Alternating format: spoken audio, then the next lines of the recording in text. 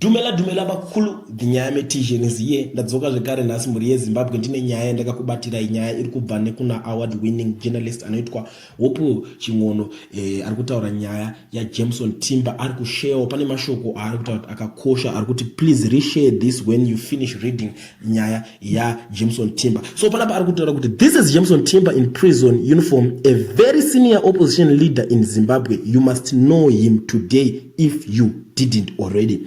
He is in jail after being arrested last week with his son and 70 other young people who had met at his home to commemorate the 1976 South African Youth Day. Timber loves mentoring young people. Jameson Timber has lost a lot from supporting the struggle against tyranny in Zimbabwe. That is why every Sun Zimbabwean should stand up for him and the 70 other who are in jail with him. This is a man I met around 2006 when he owned a thriving IT business in Harare and Bulawayo. He chose to support the struggle against corrupt rule and tyranny and lost all the contracts he had. He was part of Morgan Tsvangirai's political backbone. I remember meeting him at OR Tambo Airport in September 2008 when I was flying back home with Morgan Tsvangirai. Timber had just landed from Harare. He was fleeing from the 2008 post-election violence while Tsvangirai was returning home after being in hiding in Botswana for months. We were driving to the airport by Strive Masiwa's security and team of drivers. My then boss, Tim Singleton, who now heads the Sky News foreign desk, flew me to Johannesburg to be on Morgan Tsvangirai's flight back home. I was the ITV News producer covering Zimbabwe, and I had a very good relationship with Tsvangirai, who agreed that I would get exclusive access to film for our news at 10 program on ITV News in UK. As we went through VIP security at OR Tambo, Tsvangirai was told that one of his lieutenants had landed and wanted to see him before he flew out to Harare. It was Timber.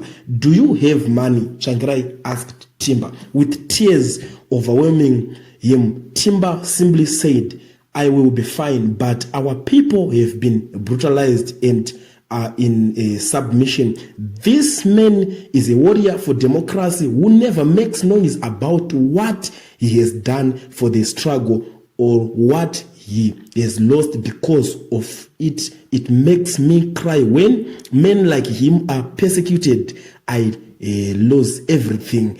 And we fail to even talk about their persecution and suffering. Timber shouldn't be in jail for meeting with young people at his private residence. The captured and shameless courts in Harare must release this man and the 70 others. They were beaten up. Some can't even walk, and yet ZANU-PF wants to join the Commonwealth while doing this. Remember Timber in your prayers. The 70 young who were arrested with him. This shouldn't happen in democratic country. Well, Zimbabwe is a dictatorship. Its guards are rushing the think of injustice. Timber and the 70 are facing the brazen abuse of power by the authorities. It is said that the recognized Triple C function is quiet while Timber and the 70 other are being persecuted. We cannot let their stories be forgotten or overlooked. #Grecian ndo mashoko ari kubva kuna Hope Ching'ono panapa ari kuti murume iye anonzi Timber ari kushungurudzwa vanhu havasi kunyatsomuziva mushe akabvira kure aine shungu dzekuti nyika ibudirire akatoluza mabusinesses ake aitomboitawo kudhara aitokwanisa kuraramisa mhuri akatiregedza ashande achirwisana the corrupt rule. But ike zvinezvi akusungirwa kungonzi nhasi angotaura ne70 mayouth chete angogara vari paprivate meeting pamba pake nemayouth akutonzi atosungwa. Zvinhu hazvifanira kudaro. Saka Hope Ching'ono ari kuzoti maZimbabweans munofanira kurangarira this man. Amenowo kuti imi mhuri yeZimbabwe yacho munoionawo sei nyaya iri kutaurwa naHope Ching'ono panapa.